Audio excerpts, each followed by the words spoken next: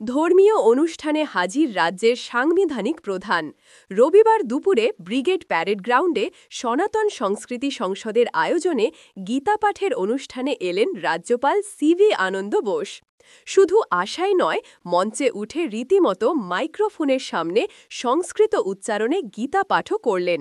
এদিনের অনুষ্ঠানের এটাই সবচেয়ে চমকপ্রদ ছবি হয়ে রইল নিঃসন্দেহে। যদিও আমন্ত্রিত হওয়া সত্ত্বেও রামদেব সহ একাধিক তারকা ব্যক্তিত্ব আসেননি। গীতাপাঠের আসরে তাই বঙ্গ বিজেপির নেতারাই মধ্যমণি।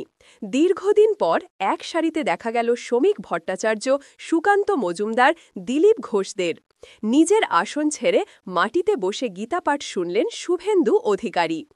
২৬-এর ভোটের আগে হিন্দুত্ব অস্ত্রের শান্তিতে ডিসেম্বরের প্রথম রবিবার ব্রিগেডে গীতাপাঠের আয়োজন করে সংঘ ঘনিষ্ঠ সংগঠন সনাতন সংস্কৃতি সংসদ। ৫ লক্ষ কণ্ঠে গীতাপাঠের আয়োজন করা হয়।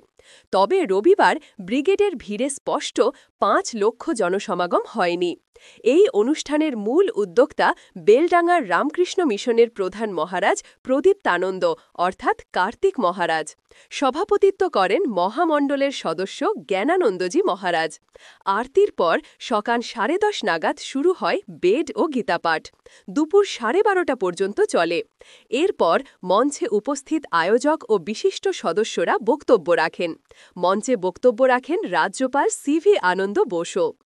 ব্রিগেডে গীতাপাঠের আসরে যোগ দিতে ভোর থেকেই কলকাতামুখী ভক্তরা।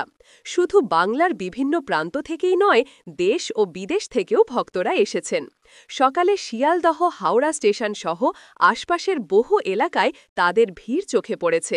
নেপাল, বাংলাদেশ থেকেও বহু হিন্দুদের সমাগম হয়েছে ব্রিগেড ময়দানে। সকলেই বিশিষ্ট সন্ন্যাসীদের কণ্ঠে গীতাপাঠ শুনতে এসেছেন।